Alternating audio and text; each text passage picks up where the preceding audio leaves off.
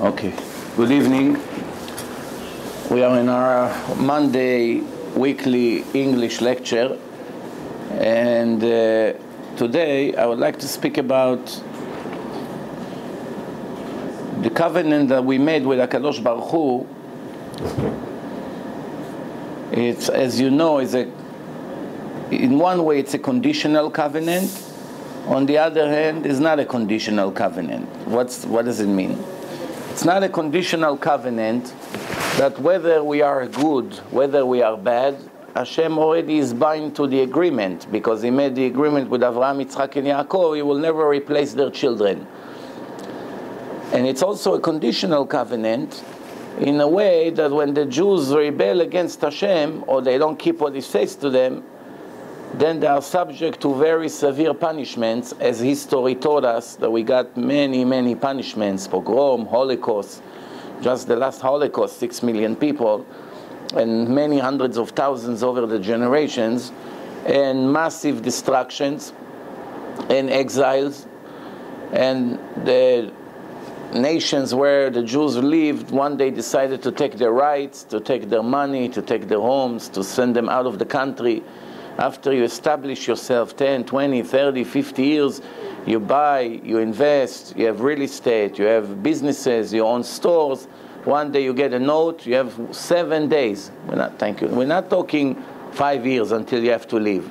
They gave them short notice. In 7 days, if you don't want to get killed or go to jail, in 7 days you have to leave the country. Everything you have, nobody would buy from you, because they know you anyway have to leave. So they wouldn't buy, they wouldn't give you money, and if they give you, it's very little, much less than what it's worth, and that's how the Jews lived for 2,000 years. The prophet Yecheskel, which lived 2,600 years ago, one of the main prophets that we had, Ezekiel, this is what he wrote. It says, "Ve'oleh al ruchachem," if you think, this is the words of God to His children, Ayo lo tiyeh asher atem omrim, it will never be what you are saying. Niyeh kagoim, let's be like the goyim, like the Gentiles. Kemishpechot ha'aratzot, like the families of the nations. Lesharet etz va'even, to follow wood and stone. Christianity and Islam. If you remember in my film Torah and Science, I showed that when the Torah speaks about wood and stone, inside those verses you have JC is hidden, Yud, Shid, and Vav in equal skip of 49 letters, and you have Mecca also in equal skip of 49 letters, to show you it's not coincidence that he's speaking about stone and wood. He's talking about Christianity and Islam, which are the main religions in the world today. So the prophet says, remember, the prophet Ezekiel is 600 years before Christianity started. There was no Christianity. And 1,300 years before Islam started. There was no Islam. So this is what he says. If you think that it's possible for you to be like the Goyim and follow the wood and the stone, something like that cannot be, Hashem says. Right? Chai ani, I swear in my name, God says, Hashem Elohim. Whenever there's a duplication in the name of God, it comes Yud, Hey, Vav, and Hey, and then right after that Elohim. There are two different dimensions of HaKadosh Baruch Hu. I don't know if dimension is the right word. Maybe there's a better word in English, but what it means that HaKadosh Baruch Hu appears in different ways. When it's Yud, Hey, Vav, and Hey, it's the name of mercy. That now the judgment is in mercy, with mixing mercy in the judgment. When it appears Elohim, Hey, Aleph, Lamed, Hey, Yud, and ending Mem, that's the name of the judgment. Now it's time of judgment. When it's Hashem Elohim, it's a mixture of the judgment and the mercy together. Whether you go with the mercy, whether you go with the judgment, you should know that I swear in those two names of mine, the name of the mercy and the name of the judgment, אם לא ביד חזקה ובזרוע נטויה ובחמה שפוכה אם לא חלכם, that I will control you, I will be your king, with strong arm, with strong hand, with strong arm, with anger. I spill my anger in you, and I will force you to be my nation, that I will be your king. So it's not a conditional covenant. You want to do it, fine. You don't want to do it, not. If you want to do it, very nice. I will reward you. You don't want to do it, you'll do it anyway. You know how they say in English? It's either my way or the highway. You do it my way, I'll pay you. You do it your way, I also pay you. But something that you don't want. And that's the answer to all these fakers and hypocrites, without saying any names, that trying to present the Torah and Hashem in a wrong way. Why? Because they want to sound pleasant to their audience, and they try to always describe God as 100% merciful, loving, love the wicked people just when he loved the righteous people. Everyone is equal. Everyone will have a share to the world to come. God is always merciful. He's never punished. Don't say the word punishment, and all this nonsense that I'm sick and tired of hearing it in the last who knows how many years. This is all a lie. The Torah has two sides. You do it my way, you will win big time. You do it your way, you would lose big time. That's it. Two possibilities. No, nothing in between. Of course, no one is an angel. The most righteous people in history made few mistakes. Some of them were critical. Shaul HaMelech. You know what a righteous person he was? Everyone think King David was more righteous than King Saul. But that's not what Chazal say. Chazal say King Shaul was big in a higher level. He's a bigger tzaddik. But he made few critical mistakes. One mistake he made, he ran after King David to kill him. This is the Mashiach. The salvation of the Jewish nation depends on his children, what's going to come out of him. Imagine when he threw the spear on him, if he would hit him, and he would die. We'll never have Mashiach. You know what the tragedy would be? But he was a very righteous person. But he made one critical mistake. It ended up good in the end. Hashem protected David. He did not let Shaul interfere with his plan. Then he went and killed the city of Nov. Everyone was there. Nov, Ira, Kohanim. Many of them, many of the Kohanim, he killed all of them. So that was another critical mistake. And then he made the most critical mistake, that Hashem told him, destroy Amalek, the nation of Amalek, destroy them. And he destroyed everyone, and he left one, the king, Agag. He left the king. And from the king, already made one woman pregnant. And after that, when Prophet Samuel came and he saw that he's still alive, he killed him. But it was too late already. The descendants of Amalek restarted. That was 3,000 years ago. And then we had the Holocaust. Look what they did to us. 6 million Jews died. If Shaul HaMelech, King Saul, would kill the last person, we wouldn't have Aman. Well, Aman, it's not so bad. It turns to good. We have a Purim holiday. We eat Oznei Aman. We have gragers, we dance, we get drunk, a little bit l'chaim. No, me'az yatsa matok. From the poison, honey came, right? So, you know, it's a happy end. So Purim, fine. But the fear that they had, Aman wants to destroy everyone like Hitler, and they had the stamp of a king, there's a big fear.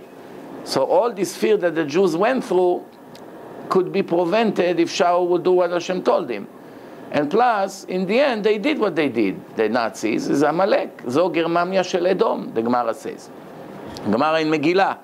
This is Edom, this is Esav, Edom, Amalek, this is all one. Even though Amalek is a mixture of Arabs and Philistines and Esav, it's a mixture of everything. Because remember, Esav and Ishmael got married together. When Ishmael heard that Yitzchak doesn't want Yaakov to marry girls from Canaan, Why? Canaan was the fourth son of Noah, of Ham. Ham had 3 sons. Noah had 3 sons, Shem, Ham, and Yefet. Shem is the founder of the Jews. Later the Jews will come out of him. Anti-Semite is someone who ate the descendants of Sem, the Jews. Sem was one, the righteous one. Then there was Yefet, was the all Europe, all this area with the beauty. And then there was Ham, Africa, those area. Ham had 4 sons. Who were the 4 sons? One of them, his name was Mizrachi, Egypt. One of them was Put. One of them was Cush. The word Cushi in Hebrew referred to the black people. Many ignorant people think that Cushi is a bad word. Cushi, it's not a bad word. Cushi is like saying Jewish. Jewish is a bad word. This is what we are. You cannot get offended. Someone tell you, hey, you Jew.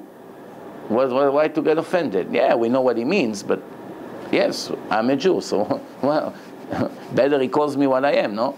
So if you come, you say to someone, Kushi, in Israel, oh, you racist. No, it's nothing to do with racism. That's what the Torah called the black people. But not only then there's the 4th one was named was Canaan. Canaan was the one who saw that he already have 3 brothers. And he said, you know, Ham saw that he has 2 brothers, and if his father will continue to have kids, then he will have to split all the wealth eventually with more competition. So he decided to do something that his father won't be able to have more kids. So Chazal is teaching us that the one who gave him the advice that Noah is drunk in a tent was this one Canaan, the 4th son. He come and say, come see grandpa, he's drunk. And he went and did what he did. And when Noah got up, the Torah says, "Vayikatz mishnato," and he got up from his sleep, and he saw what his son did to him. He saw something in his body. How did he see? They didn't have videos. You know, you come and you see in a security camera what happened while you were sleeping for 10 hours. So he got up, he saw something in his body. So the oral Torah teaching us that he made him unable to have kids anymore. So he cursed him. And who did he curse? He didn't curse Ham. He cursed his 4th son, Canaan. He said, you made me unable to have a 4th son. You already have a 4th son. His name is Canaan. So I'm going to curse the existing one you have that will always be slaves to his people and will be cursed. So this is a cursed nation, Canaan. Those are the people who said there were 7 nations in Israel. They all worship idols. One of them is Canaan. The land of Israel used to be called Eretz Canaan, the land of Canaan, until the Romans came and they called it Palestina.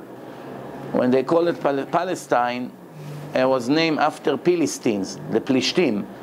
But it's very, very strange because few hundred years before that, when the Romans came, there was approximately 2,000 years ago. In the time of King David, there was the beginning of the destruction of the Philistines. From the time the Jews came out of Egypt, 3,320 years ago, the Philistines was a very strong empire. For about 300-400 years, they were very, very strong. And Hashem didn't take the Jews through the land of Philistines because they were sitting in Gaza, in the area of Gaza, Rafiah, between Israel and Egypt, right in the middle, on the border. So if the Jews will have to go through this cruel nation, they always attack. They have no mercy. So God knew that they will attack the Jews. And right when they just came out of 1 year of miracles of Egypt, right away a week later to go into a war, Hashem didn't want it. Even though it would save them and they will win the war, because a part of the plan is to take them to the Holy Land, but it doesn't leave a good taste that as soon as you come out of slavery after 210 years, first thing you find is a war. So the Torah says, "Velo nacham derech plishtim." Nacham, it's come from the word manche. Manche, it's a host. Like in a talk show, you have someone that is a host. Why you call him manche? Manche means instructor. He gives the instruction to the people that he interview and he hosts what to do, when to talk, and he directs the conversation to where he wants. So it's the same thing, a person who shows the way. In Hebrew also called manche, because he is the one who shows us the way. We follow him, he's our GPS. So the Torah says, "Velo nacham." Nacham means Hashem did not direct them to the land of Philistines, because He knew they will attack them, and when they see it's going to be a war, they would scream that they want to go back to Egypt. That's what it's a verse in the Torah. So for 300 years, these Philistines always gave problems to the Jewish nation, always. When did they get destroyed? King David. They had a big giant, his name was Goliath. Goliath, we have a tradition that he came from Orpah. If you remember the story of the Shavuos holiday, we have Ruth, and we have Orpah, and we have Naomi. What was the story? It used to be Machlon and Kilion, and they have a father Elimelech, and he went to overseas. He went to overseas. He was a wealthy man. And these children, Machlon and Kilion, when they went to overseas, they're still righteous. But when they came to live with the Gentiles there, they married Goyot. They marry women that are not Jewish. They converted, they didn't convert. And after that, Hashem killed both of them. Not only you leave the Holy Land, you ended up betrayed me. Both of them died. But these two kalot, the girls that they were married to them, they stayed in touch with the mother-in-law, Naomi. And Naomi decided to go back now towards Israel. Used to be the chief rabbi, and there was Boaz in a Sanhedrin. Boaz was the chief rabbi. He was an old person, was a very righteous person. So she decided to go back. So the two daughter-in-law wanted to stick with her and come to Israel and to live like Jews. So she said to them, no, go back to your God, go back to your nation, go back to your family. That's it. My sons are dead. You really don't have what to do here. From here, that's why there's an argument if they really converted or not. If someone converted, you cannot come and tell him, no, go back to Italy. Go back to your parents in Venezia. It's not, what do you mean go back? It's a total Jew. You go back, he's going to go to hell. What? He's going to go back to be a goy? He cannot be a goy. Once you converted, you have a new neshama. That's it. Cannot decide after 2 years, it's too much for me. Let me go back, be Vini. It doesn't work that way. So the fact that she sends them back leaves us, we don't know for sure, leave a doubt if they ever converted or not. One way or the other, one of them was Ruth, one of them was Orpah. Orpah, after she sent her back, she went back. Ruth did not go back. She said, your God is my God, your nation is my nation, wherever you go, I'm going to stick with you. And she came, and then she met Boaz, and then David HaMelech came from her, King David, and the Mashiach is going to come from her. That's the story. And Orpah went back to her Philistines over there, and who knows what happened with her, but one thing we know, that she gave birth, eventually this Goliath came from her, this giant. And he is the one who now the hero of the Philistines. So the Philistines, they knew that the Jews don't have any hero like their giants. So they had an idea. They say, you know what? Instead of us killing each other and thousands will die, we want you to be our slaves and pay us taxes. You want us to be your slaves and pay you taxes. So let's make a combat between two individuals. One from you, one from us. That's the story. So the Jews say, okay, 1 against 1. Now King Saul was the king, and Shmuel was the prophet, Samuel. He was afraid to go against this giant. He was huge, very strong, and he's all full of metal. He's covered from metal. How are you gonna even reach him? It's very big.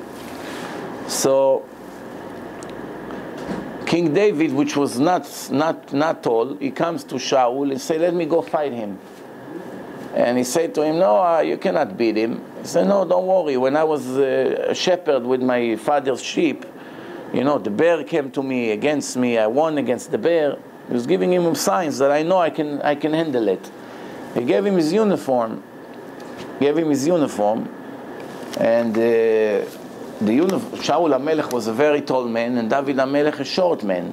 King David short, and all of a sudden he saw the uniform match him. A miracle happened. The uniform was matching him. So he said, there has to be Ayin Hara in it, something. He didn't want it. And he took stones and a slingshot, and he came to fight against Goliath. When Goliath saw a short man like this, young, come with rocks against him with his big sword and his helmet and all that, so he started to curse God. He started to curse the Jews. God, he said, you come to me, what, I'm a dog? You're coming to me with rocks? It's like an insult for him. So now David HaMelech wants to take a stone into his forehead. Problem is, he's covered with metal. The rock cannot penetrate a metal. It's a problem.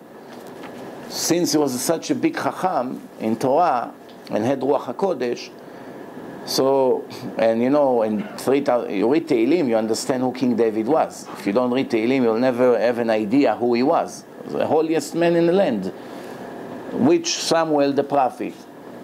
So he made a deal with the angel of metal. Everything in material, every material in nature is under the charge of an angel. There's an angel of the water, the angel of the metal, different kinds of angels that Hashem used for his creation, like his messengers, his servants.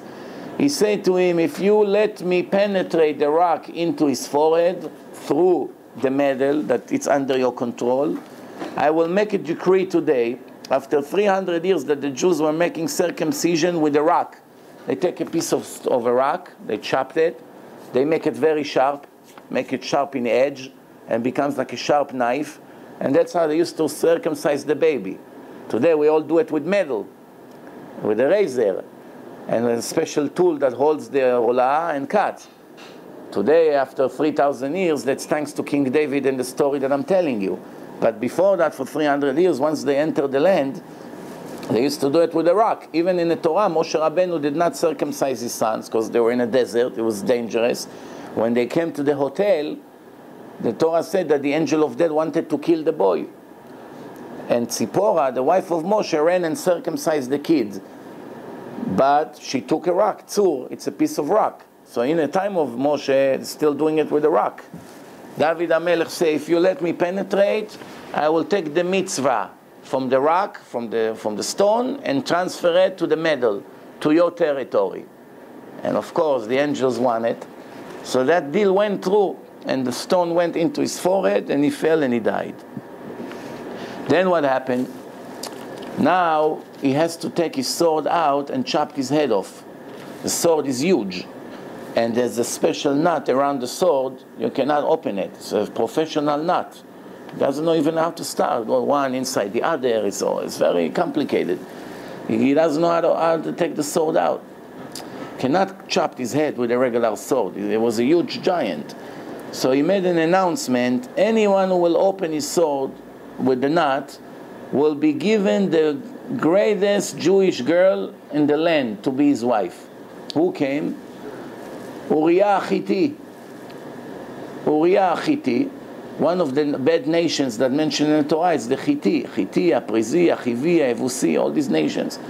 Uriah Hitti came, and he opened the nut. How did he know? He was the one who made the nut. Why? He was the servant of Goliath. He was his servant. He made the nut, he opened the nut. Hashem said to King David, oh, you became God? I put Goliath in your hand, I made you this miracle, now you announce who's going to marry who? So your shidduch, your soulmate, is going to him. And Bathsheba, which was the shidduch of David HaMelech, went to Uriah Hitti. Later, David sent someone to call Uriah Hitti to come to him, and he didn't want. When the king calls you and you don't come, you must get executed. That's disrespecting the king. The king is a messenger of God in that time. If someone doesn't come when the king calls him, then everybody else would do the same.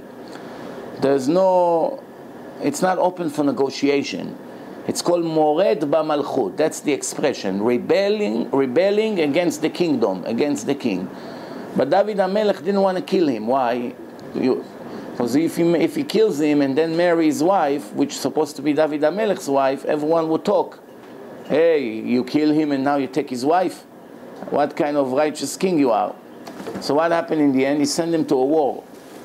And when they went to the war, they used to give get to their wives. They write a get, which is a divorce paper, And after they get a divorce paper, when they don't come back from the war, she's divorced. She can marry anyone. And then he went and married her. Even though everything was 100% legal, still, for someone in a level of David HaMelech, it looked like Chilul Hashem. That the people say, see, he sent him to the war, now he doesn't come, and he goes and marries his wife. And for that, Hashem sent him Natan the prophet with a parable. He gave him a mashal. You know what the mashal is? The mashal is, he said to him, someone that has thousands of sheep, very wealthy man. And then he met a very poor man that has one skinny sheep. One. Hardly has one. And he makes his living from the little wool and the milk that he has. And now the poor man came and took the sheep from the rich man came and took the sheep from the poor man. Someone like that, what do you think about him? So David HaMelech said, Ben Mavetu, deserve to die, he doesn't deserve to live, such a person. So he told him, you are the one. You're the king, you have all these wives, and there's somebody who has a wife, you send him to the war and you take away his wife, even though she was supposed to be his wife. And that's the story. Now what's the difference between David and Shaul? When Hashem sent Natan to David to tell him that he made something that looks like a sin, right away he admitted. He said, Chatati, I made a sin, I'm going to do tshuva. When Hashem sent Samuel, the prophet, to Shaul, he told him, why didn't you kill Agag? What is this, the noise of the sheep? You're supposed to kill all the sheep of Amalek. Hashem said, do not leave any memory from them. So Shaul said, you know, the nation of Israel, they wanted to sacrifice all these sheep to Hashem. It's a shame to kill them for nothing. Let's use them and sacrifice them on the altar. So Shmuel told him, but Hashem told you exactly what to do. You cannot mix your own opinion with that. So he was trying to give excuses. And then when the prophet said to him, Hashem is going to give the kingdom to your friend which is better than you. Who was it? His enemy. The one he was trying to kill, David HaMelech. David was a very good friend of his son Jonathan, and David was very good friends. Jonathan cooperated with King David supposedly against his father because he was righteous. He knew that David is right. But from the story of the Tanakh, we find out that David HaMelech used to play nevel. You know, nevel looks like guitar. It has strings, and he used to play with this. And he used to play and he played violin, so he was a musician. And he was a musician, he had the flute, he knew how to play instruments. He was playing music for Shaul HaMelech, for King Saul. Whenever he was depressed, he used to call him. He was playing music, so from here we see that music cheer up the soul.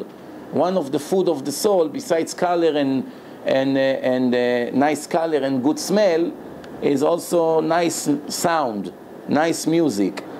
So once he was down, he was playing for him. And every Rosh Chodesh, Shaul HaMelech used to make a great meal, and David and his son Jonathan used to be. We read in the Haftarah of Rosh Chodesh that he asked him, where is Ben Ishai? Where is David? He didn't come to the Suda. But David already felt that he's his enemy. He's planning something for him. And Jonathan was covering for his friend David until he got to a point that his father threw the spear at him and he said to him, Ben Na'avat Mardut, you're a boy that rebelled against his father. Like the Torah said, Ben Sorer Umoreh, a kid that rebelled against his own parents. So Shaul HaMelech, as great as he was and so righteous, what was his end? He died in a war against Amalek. Him and all his sons got killed. How did they get killed? He committed suicide.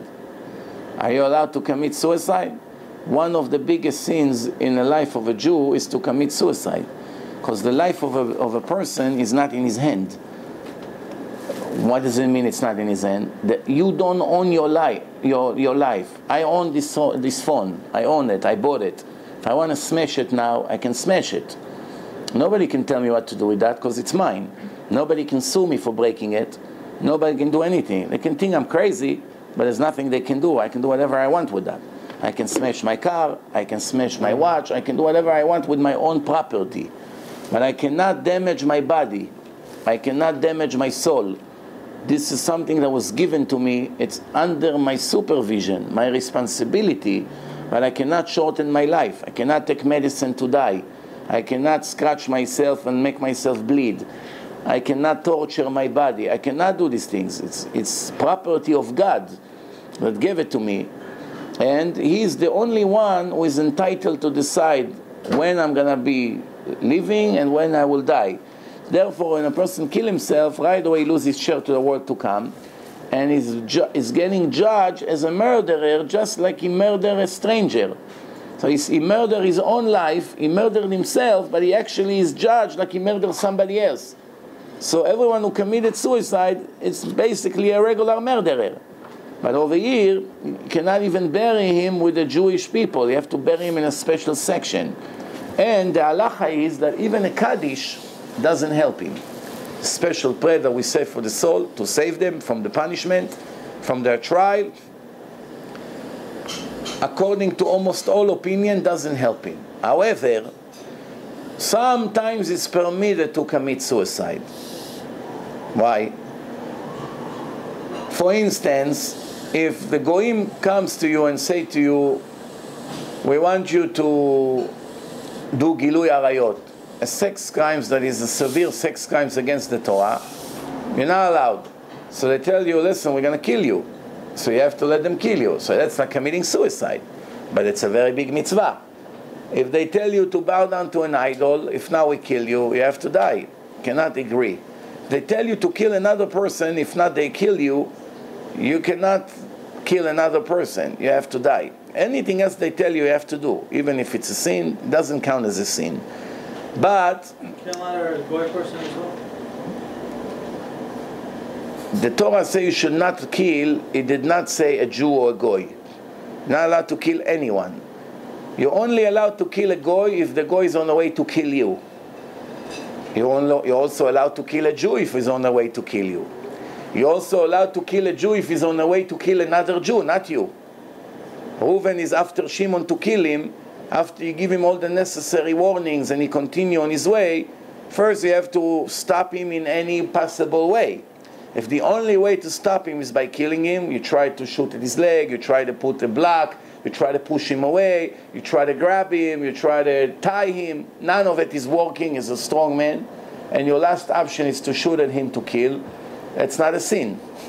If later you find out that the one who was chasing the other one, he was the righteous one, and the one who was running away was a big criminal, and you actually killed the righteous person, you are dismissed from any punishment. You did what the Torah told you to do. You had your limitation. There's no time for investigation. You're not the judge to start hearing the entire story. Your job was to protect the one who is running away, and you gave him warnings and he continued to run. So you stopped him. Even if he's wrong. It doesn't matter. Later on, whatever happened, happened. You did right now what's necessary to do. And it's needless to say if he comes after you. If he comes after you, okay, so if a nation comes after us, the nation of Israel, they want to blow us up, they want to do terrorism, and if we have a way to kill them before they kill us, we must do it. We should not have mercy on them. The Torah says to be merciful only when it's permitted. There's time in life that God says you're not allowed to have mercy. For instance, if we knew today who is Amalek, we would not have permission to have mercy on them, even if they were little children. It's very difficult to kill a kid. Who has the guts to kill a kid? Because God knows that we go with the heart and not with the brain, and we usually follow our feelings. At one point in generation, He hid Amalek from us, that we don't know anymore which Gentile is Amalek or not. It got all mixed. Used to be a king called Sancheriv, and everyone around him were afraid of him. So the Goyim started to run from one country to the other. So people from here, this country ran to another one, and then they ran to another country. And there was big movements of Goyim from one country to another, and they all started to get mixed. So Amalek, these Philistines, Egyptians, everyone got mixed. So today there's no way to know 100% when you get a Goy, who is he?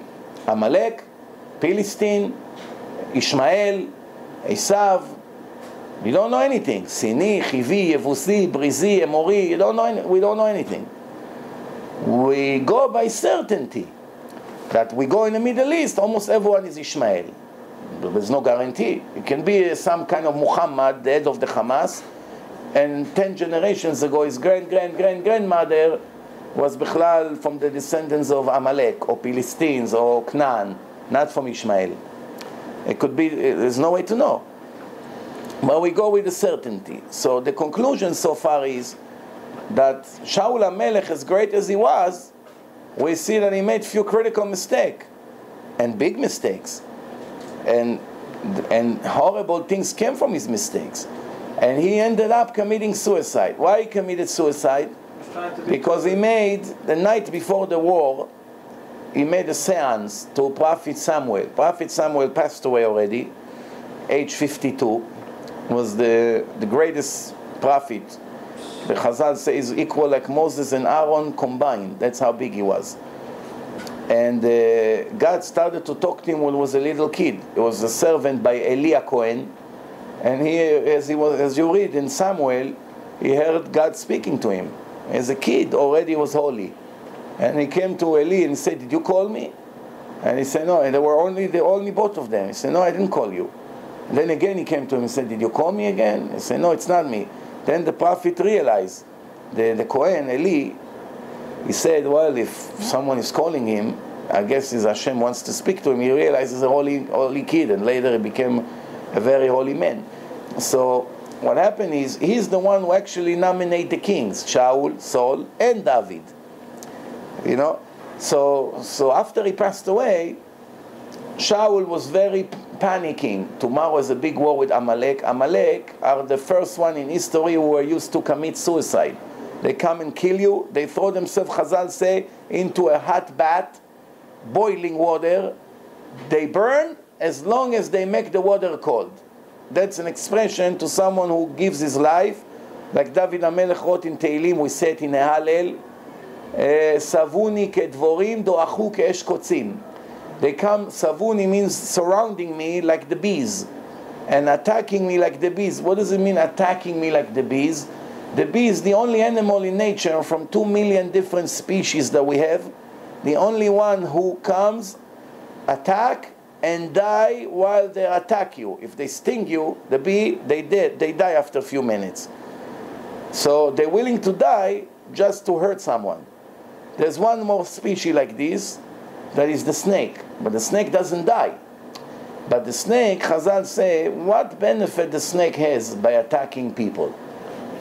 Every animal that attacks a person has a reason for it. Either the person came to kill the animal, so the animal was defending itself. So that's a normal reason. Or the animal was hungry, and there was nothing to eat, and saw a human being and attacked him and ate him. So there's a reason. It's nothing personal. The lion had nothing to do against this person. Whoever come, a Jew, non-Jew, white, black, small, short, fat, no matter who comes, he's hungry right now. You came in the wrong place in the wrong time, and he ate you, but he has nothing against you. Believe me, if you had a piece of meat and you throw it to him, he'll let you live. So he's really not a criminal. He's hungry, he doesn't understand, he needs to eat. He's programmed that when you're hungry, you have to attack. But the snake, he doesn't eat us. He doesn't eat people, the snake. And the snake just stings you for no reason. You walk, he comes from the tree, he comes up. All of a sudden you feel, he comes after you. It's not when you go after him and he attacks you, you understand, he's trying to defend himself. So they say that in the Gemara, they ask the snake, what benefits you have going after a person? So his answer is, what benefit a person has when he speaks Lashon Hara about another person? You are nothing better than me. That's what he says. You, the human being, complain why I'm your enemy and I kill you for no reason. And I'm asking why you kill each other with your tongue for no reason. So you heard someone open a business. You hardly know him. Oh yeah, I know this guy is horrible, he's a crook. None of it is, whether it's true or not true, it's not so relevant anymore. Even if it's true, you're not allowed to talk. Unless if you want to protect someone from going there, he's about to lose his money, that's a different story. But just because you don't want him to have business, because you're jealous, so you begin to make him bad reputation. You have no idea how fast the rumor is traveling. It goes from one person to another, his grandmother, his dad, his the daughter, the neighbor, the children. A year later, half of the town don't come to the store because of a stupid comment you made, and it's not even true. What did you gain by that? Only tragedies to your next world. Here you did not get anything. What, did you make money? The customers who don't go to him came to give you the money? No. You just hurt someone for no reason. That's Lashon Hara. It's like shooting an arrow. It goes far away. You don't even see the damage you made. And then one day you realize what you just did because the word continued to travel. So anyway, the conclusion was that when Shaul HaMelech saw that they're about to capture him, and he knew that they're going to torture him and chop his head off and bring it to the Jewish nation, and they see the head of their king and their rabbi was also a big Talmid Chacham. It wasn't just a king. All the kings were very big Talmidei Chachamim. Chizkiyahu, this. Later we had some wicked kings also. But even someone like Yerovam ben Navat, that was a wicked king, was a giant Talmid Chacham. That's what's strange about it. He knew all the Torah, everything. Still decided to be wicked. But almost every king that you see in the Tanakh, they all knew a lot of Torah. So what we see here, that he knew that they're going to use it mentally, psychologically against the Jewish nation, and thousands would die because of it. Because when the soldiers see that their great hero, the commander, is dead, and they bring his head like this, everyone loses energy. You become depressed. If you become depressed, you cannot go to the war. That's why the Torah say, if a person, before they go to the war, so they announce, who just got married cannot go to the war. Why? You cannot fight now when you're in love. You just met your girl, you went out with her a month, 2, 3 months, you have passion and love, you see stars all day, you don't focus, you don't care about business, you cannot learn Gemara, your mind is somewhere else. Every time the phone ringing, your heart is pounding, maybe it's her. Somebody like this can go and fight against Muhammad and Ahmad in Lebanon, the Hezbollah, all day practicing. They make a steak out of him. His mind is somewhere else. You cannot focus on the war now. He lives in some kind of an illusion, in a dream. You just got married, first year, the excitement, the pleasure is in the highest it's ever going to be. You cannot go to the war. You just build yourself a home. It's also a great excitement. You finally left your parents' home and you move into your own home. The Torah say, Mi haish asher bana bayit and v'lo chanacho. And you did not even do Chanukat bayit. You're about to move in. You just finished. You smell the new construction, the paint, the floors, and you're about to move in a war. Now you have to go to the war. You dismiss. You planted the vineyard. Now the grapes are gonna come. Your mind is in all the efforts that you put. You plow the ground, you put the seeds, you give water, you brought water from the lake, you work very hard. There's no tractors like today, equipment, machinery, sprinkle systems. It was all manual, 100 times harder than today to be a farmer. Now you're gonna go to a war. That reminds me about a true story that happened in Israel in the Yom Kippur War. What happened is the Arabs, they waited for Yom Kippur because they knew all the Jews are in synagogues.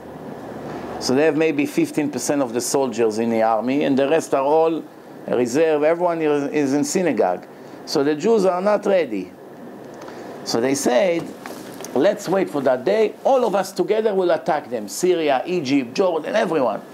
And in the beginning, it looked like they're going to destroy us.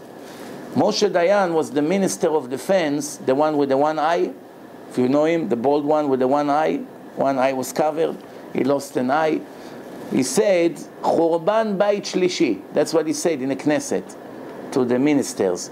We are facing the destruction of the third temple. We didn't have a third temple, which means we're all going to go now, they'll throw us to the ocean. So what happened? The miracles began. After a few thousand died, everything turned around, and we pushed them back to their land and even occupy their land. and defeated the Arab big time. It was a big turnaround. So, but after the war, after they announced ceasefire, it was Henry Kissinger was the foreign minister of United States. He was handling the negotiation between Israel and the Egyptians about where to draw the temporary border until they will have political arguments about it. So they gave an order to the soldiers, you cannot move. No one can go back home. All the reserve soldiers, they are now in a war. No one can go home until Kissinger will finish and we reach an agreement. Because we cannot, if we go back, then they're gonna come back. We want to achieve something.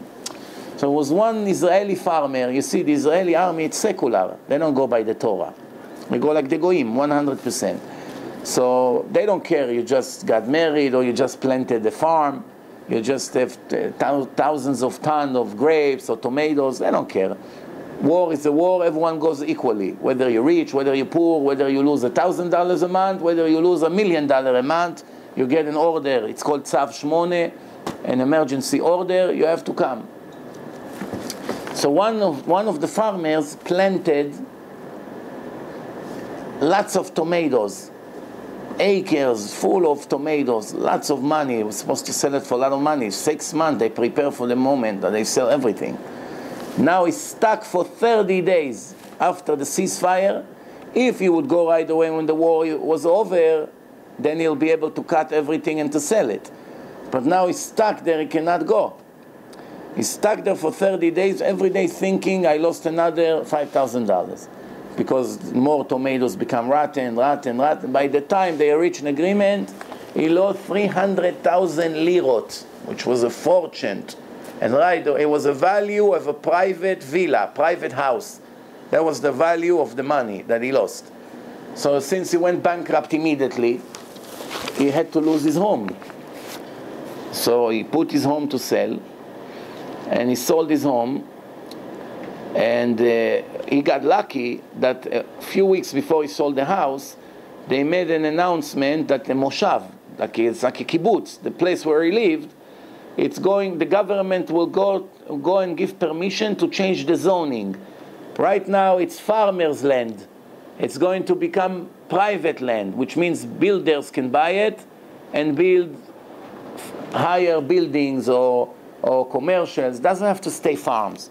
So the value of the land went up from 300,000 to 360,000. Oh, now I remember, the damage that he had was 60,000 lirot, 60,000. So, and the value of the house was 300,000 lirot. Now he had to sell it because he has to pay the 60,000 for the workers, for all the things that he lost, whatever he can do. So he went up. He sold it for 360,000. Then he took 60,000 and paid for all his debt. And 2 weeks later, they made an announcement that the government changed their mind. And now here comes the story. Just when he was depressed, he was waiting to the lawyers to do the job that he's going to lose his house. His friend called him and said, "We have a wedding of our friend tonight. Are you coming?" He said, "I'm not in a situation to eat and drink. You want me to go and dance in a wedding now? I'm so depressed. I lost my home."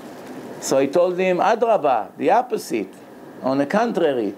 Now you have to come and listen to some music and we'll get you out of your depression. I'll help you out. I'll pick you up. Come, let's go." No, yes, no. For half an hour he's begging him to come. In the end he said, "Okay, I'll come with my own car. You go, I'll come now." Okay. So he went there. As he come and parked the car next to him had a big black bag on a trunk. He's thinking to himself, who put a bag here? He opens slowly the zipper and he see tons of money, bills, like this. He quickly looked around, he see no one is there. He took it right away in his trunk. Then he went inside the wedding. Quickly, when he was in a car, he checked inside. He saw so much money. He was so happy. He said, "Wow, Hashem, you're so great. Send me all this money." Now he went to the wedding. He was dancing, sweating. His friend told him, "You sure you were depressed?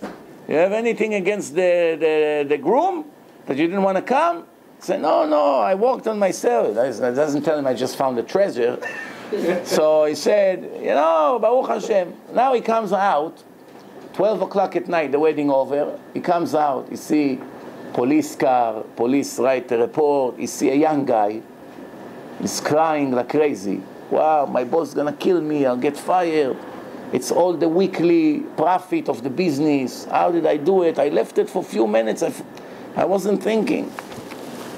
So he goes now in the car and he's thinking, should I run away or not? Should I run away or not? He's thinking to himself, that's my future. That's going to get me out of all my problems.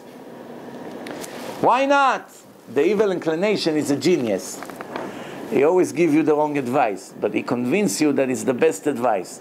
In cases like this, what the Satan is coming and saying? You deserve it. You're a hero. You were in a war while this young guy was playing soccer and basketball, enjoying life. You went in a border for 30 days. You fought. You risked your life. So what?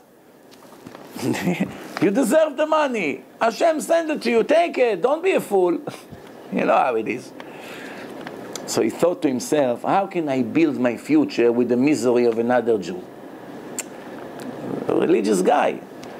So he said to him, tell me, are you by any chance talking about a black bag that you're looking for?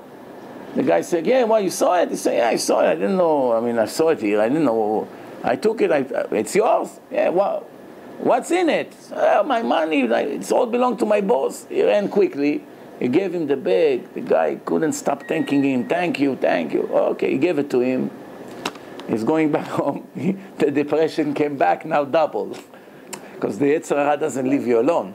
You're full. Your problems could be over. Why you so righteous? Didn't Shlomo HaMelech say, Al tiyeh tzadik harbe? There's times that, you cannot be the most righteous person in the world. So now what happened is, the next day, the rumor came out, while he's negotiating to sell his house, that the government will unfreeze the land, and it will be able to, private contractors will be able to buy it. So the value of his house went overnight to 360,000 lirot. Quickly sold it. 2 weeks later, the government changed their mind. They were negotiating. So the rumor came out now that they won't do it. So the value of the house went right back to 300. So he called up the guy and he said, see, you told me that you're buying it because you want to do something, developments there. Now when it's off the plan, what are you going to do with the house? He loved his farm, his house. Told him, I regret I bought it. So I'll give you 300,000 for it. Would you sell it? So he's serious? Yeah, I'll sell it. He went and bought his house back. Because all he needed is the 60,000. The value. So Hashem gave him back for all the money he lost while he was in a war. But Hashem tested him. First, he sent him the money in an illegal way. This is what life is all about. It's always like this. First, you got an opportunity to make it in a non-kosher way. Since he passed the test, Hashem gave him the money in a kosher way, plus a huge reward that he will get for passing the test. But he still didn't make the profit of the tomatoes. Well, he didn't make the profit, but he didn't lose what he was supposed to lose. So yes, he didn't make the profit. He wasn't supposed to make the profit, but at least he didn't go bankrupt. Later, he built himself back up. So what do we see here? That he passed the test, and Hashem saved him anyway. So in the time of the Torah, if you just planted the farm, you don't go to a war. So all these things that happen in their time, Shaul HaMelech knew that if they knew that they kill the king of the Jews, it will cause so many Jews to die, so he gave his life up. To die like this, it doesn't consider committing suicide. Also, if a person knows that the Goyim will capture him and torture him, and it's guaranteed that they will do, like for instance, if you go in the hands of the Arabs, there's no way you're going to be by the Egyptians' prison or by Syria, and they won't torture you as a soldier. There's no way.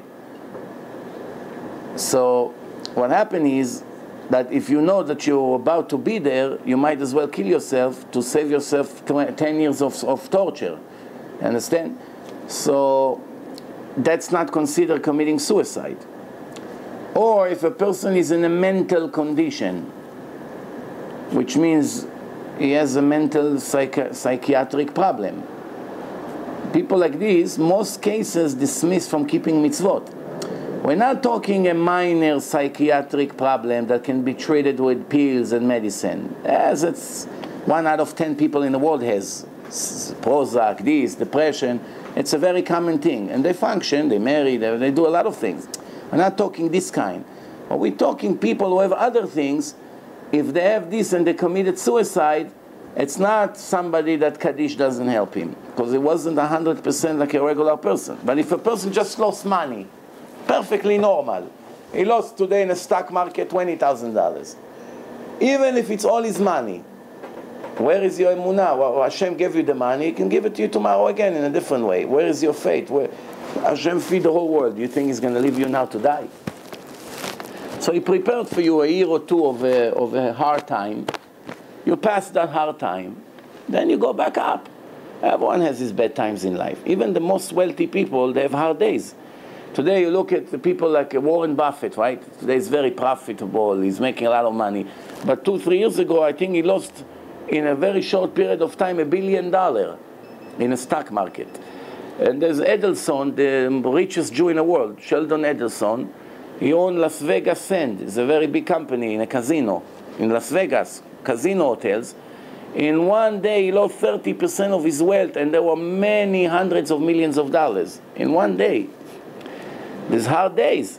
One time this Roman Abramovich, another billionaire from England, a Russian Jew, in one day also lost fortune amount of money that 1,000 people can live all their life with what he lost in 1 hour.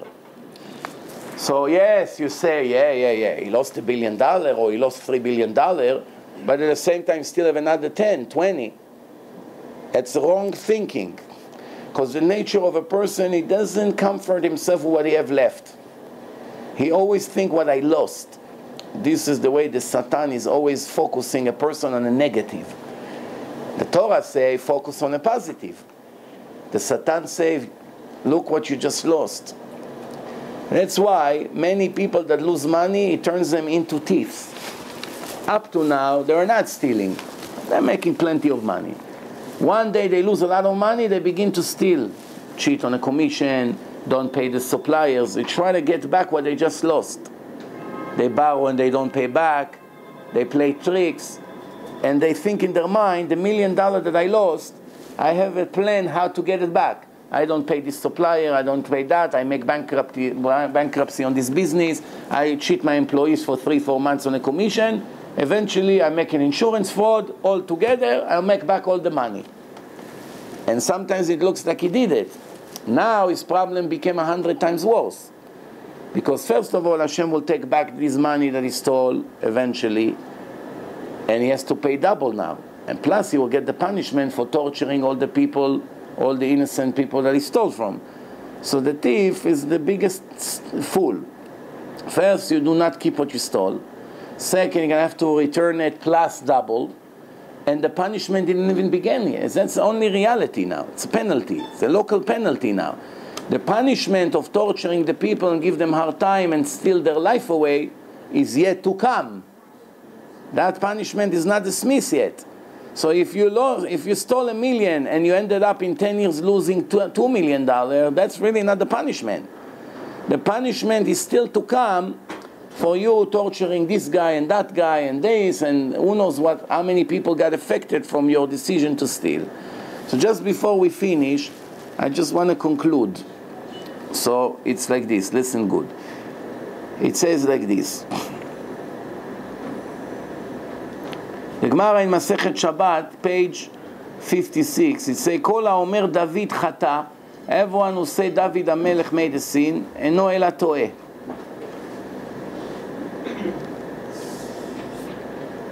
The Torah say, Lo tachmod eshet re'echa.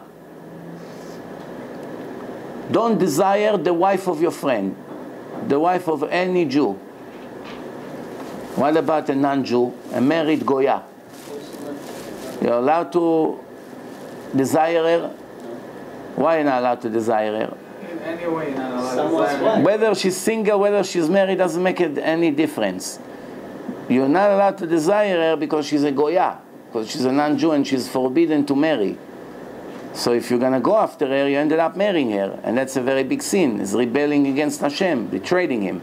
Hashem said to the Jews, you're not allowed to marry any other nation. So a person is not allowed to be with Goya. Look at the end of Shimshon.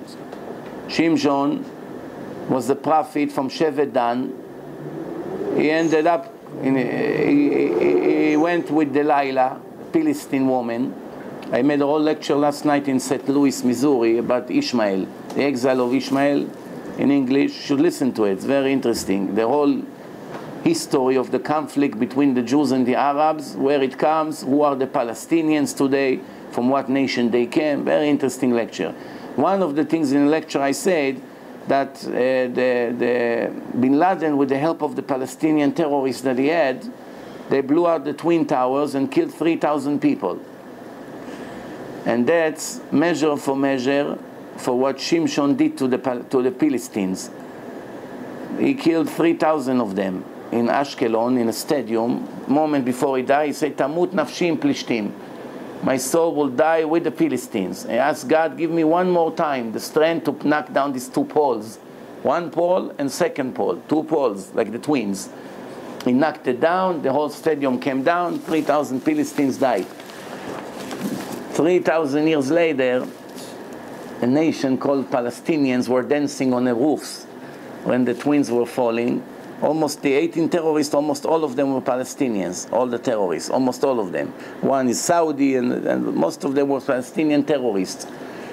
And they knocked down the building. And it's interesting because the Zohar said there will be a dog, from the mixture of Philistines and Ishmael and Amalek. His name will be Bin Laden. It says Bin Laden. He say Bin Laden without N. Why? Because in Aramaic, you don't say bin. Ben, it's in Hebrew, ben. In Arabic, they copy from the Hebrew language, most of the words. So Ben, it's Ben. Ibn is Abba, is like the father. So Ben, in Hebrew, it's the son of. Yosef ben David. But in Aramaic, is Yosef ben David, without nun. Like the Gemara say, either it's a bar or Rabbi. Rabbi, which means son of. So Laden is son of Laden, like Osama bin Laden. So he said it will be a dog describing a terrorist in a Zohar, then his name will be Bin Laden, and you see how everything fell into place. But it's very interesting because Shimshon, the prophet, he was giving the Philistines a lot of hard time. They were afraid of him because he was very strong. He had long hair. He was a Nazir. His strength was in his hair. But then when he trusted Delilah, the Goya, she told his secrets to them. They blinded him. They took his hair off. They made him walk like a horse, like a donkey. And then he died and committed suicide with them and killed all of them with him. But when the Jews stopped to suffer from the Philistines, and David HaMelech killed Goliath, the problems of the Jews from them was over. They became the slaves of the Jews. They paid taxes, as the deal was. And later on, they started to disappear from the face of the earth.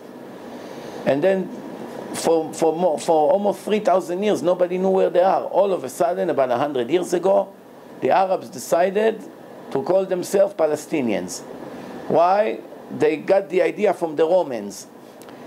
2,000 years ago, the Romans called Israel Palestine. Why? There's no Philistines in the world. Philistines were vanished 1,000 years before the Romans.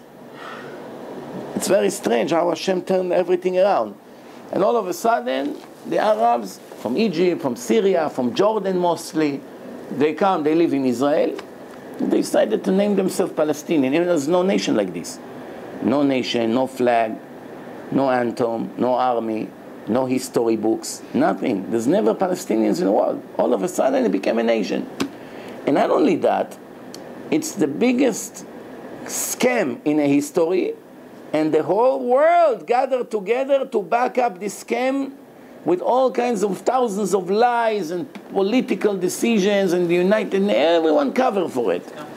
The conspiracy. Why? That's what the Torah says. Ishmael, a wild beast. Pere Adam, yado bakol veyad kolbo. Chazal explain, what does it mean, yad kolbo? The Arabs depend on all the nations, and all the nations depend on them. What does it mean? The Arabs have the oil. Without the oil, the world cannot go one day. So the whole world needs them. They need them for the oil. That's why everyone tries to play nice to them, even though Christians hate them very much. They always had big wars with them. In the old days, the Christian empire against the Crusades against the Muslims, is 2,000 years of bloodshed between them. But they need them. Since both of them hate the Jews very much, right? So they team together.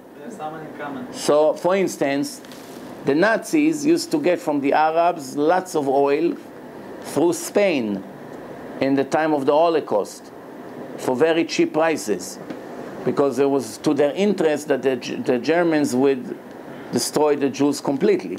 They're doing the job for us. This is our plan.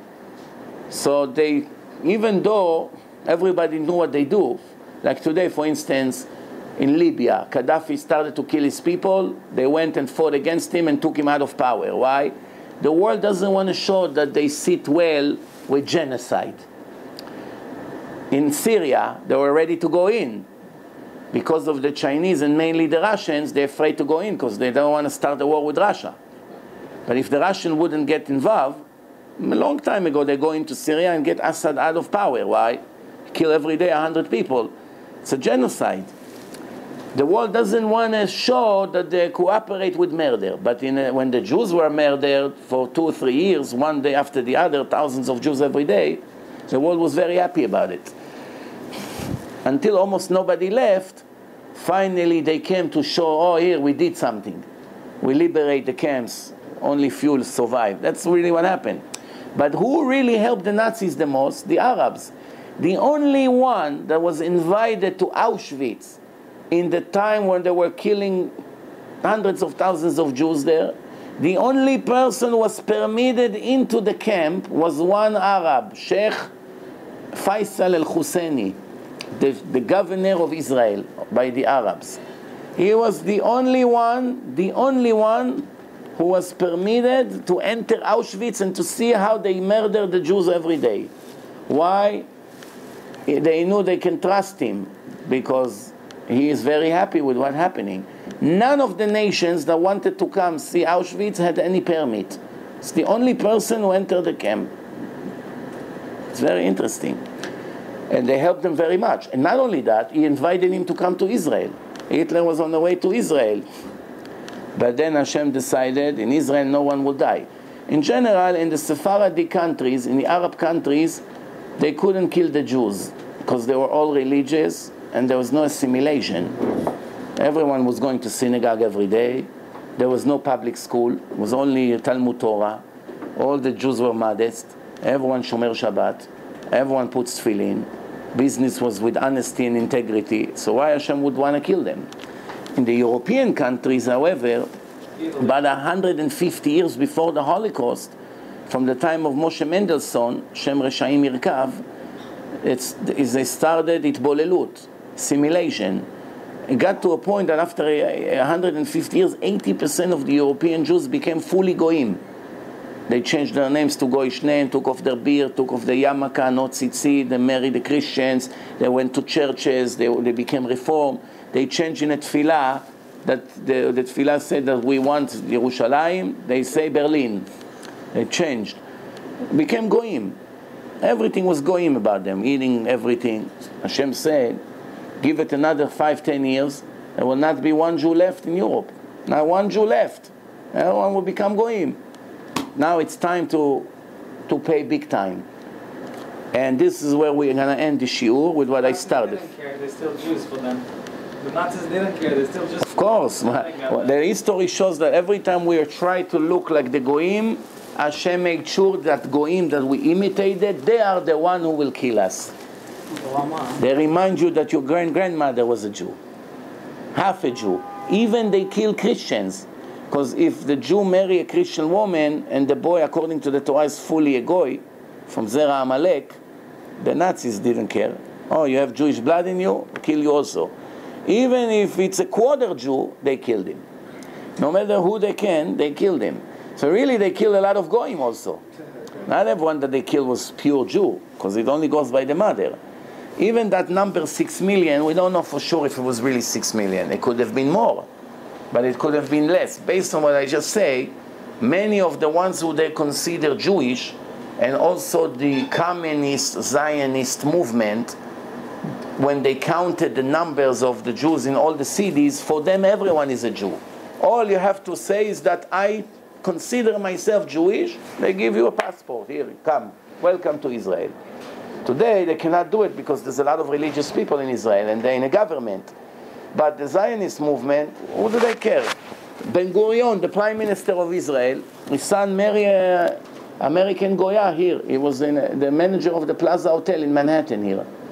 And his daughter was non-Jewish. When they came to Israel, they wrote in her passport, religion unknown. They're afraid to write Christian. The granddaughter of the Prime Minister of Israel. One day he looked at his granddaughter passport, say religion unknown. He came to the Misrad Apnim, to the minister of the civil law, and he said to him, "Can you explain to me what's this nonsense?" He said to him, "Listen, it's according to the Judaism, your granddaughter is not Jewish. Your son married a non-Jewish, so we, out of respect to you, we didn't write Goya, we wrote unknown. We left it unclear. You don't want to make it black, you don't want to make it white, make it gray." So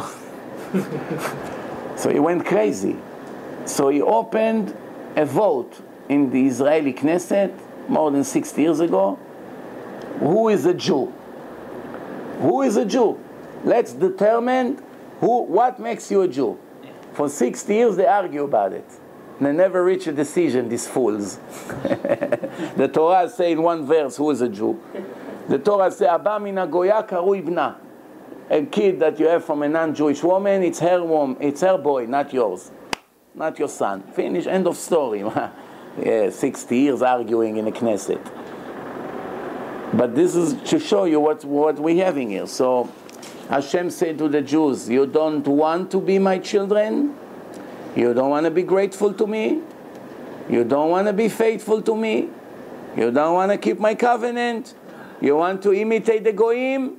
You want to follow their fake religion of the wood and the stone? This is what's going to happen to you. Listen. I'm reading it in Hebrew. והעולה על רוחכם היו לא תהיה. Translation. If you think you can do whatever you like, it will not be. Not in my play yard.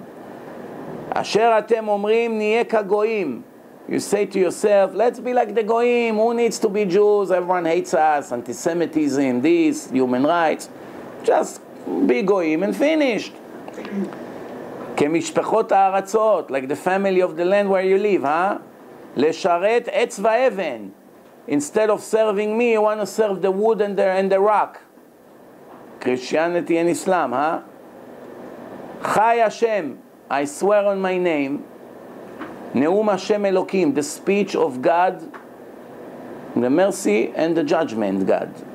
אם לא ביד חזקה, I will control you with a strong hand, with זרוע נטויה, strong arm, ובחמה שפוכה, full of anger, I will spill on you, אמלוך עליכם. Ezekiel chapter 20. You don't want to be, you don't have a choice, my friend. Once you sign the agreement in Mount Sinai, you are binded to the agreement. That's why a Jew can never convert to Christianity, to any other religion. The Goyim did not sign any agreement with God that they want to stay Goyim or not. Or they won't, or they will. They don't have any commitment. That's why they're allowed to change their religion as much as they want. First of all religions are fakes anyway. So what's the difference? You can change it from here to there. It's no different. Right? But if they want to turn into Jews, they also have the options, right? God never made a covenant with the Goyim to stay Goyim. The opposite. He left them the free choice to decide what they want to do. But a Jew cannot choose to become a Goy. So many Jews ask, listen, why can't I just be a Goy? I keep the 7 laws, and I will have a small heaven like the Goyim has. I don't want to have a big heaven like the Jews. Because I know I'm not going to be a righteous Jew. It's too much to do.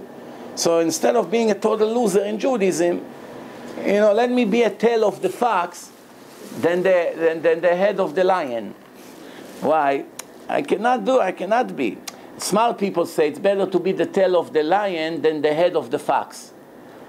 That's an expression in Hebrew. עדיף להיות זנב לאריות מראש לשועלים. But someone who knows he cannot be, so he say, you know what, let me be a fox, then be a lion. Let me be a goy that keeps the 7 laws and is a righteous goy. Hashem saying he cannot be. No. Why? Why is it? If there is a king in a palace, the king of the land now, and he has a son, and the son say to him, Abba, I know you gave me $1 billion in my estate. I know I'm going to be one day the king. I know all this. But I want to be the shoe shine that you have. I want to replace with him. He also make $100 a day, no? I don't like all this pressure being a prince. Doing this, paperwork, meeting people, convention, trips, all day like this. I have to dress in a certain way, hat. I have to wear the clothes of the Zins, this special fair hat like they have in England. It's too much for me. I don't want this. I want to be Vinny the Goy, play baseball, eat ham on the street, go with short pants, no shirt, in Harlem, open the fire hydrant when it's hot, going like this. That's what I want to be. I don't want to be the prince. What would happen to the king when his son tell him something like this? The king can allow his son to become Vinny in Bay Ridge over there, eating sausages over there without shirts on the street and selling drugs and going with a Barrett machine gun. The king can allow such a thing. It's the biggest embarrassment. So every normal king will say to his son like this, hey, you better wake up and go to the right track or you'll be dead. Fair or no? Because you're not embarrassing yourself, you're embarrassing me. Giving up being a prince? I declared in my Torah, you are my children, and you are telling me you want to be the shoe shine? Shame on you. You want to be the shoe shine? I'll send you Hitler. He will teach you what does it mean to be a shoe shine. And that's what happened. By the Arab countries, nobody wanted to be a shoe shine. They wanted to learn Torah. They wanted to go to the synagogue. They didn't want to marry Fatma and Fatima and Masrouda. They didn't want to marry them. No? Did you ever hear in a history that the Jews in the Arab country had a dream to marry Fatma? Huh? Never. But in Europe, the Jews were standing online. Who's going to marry Christina and Maria?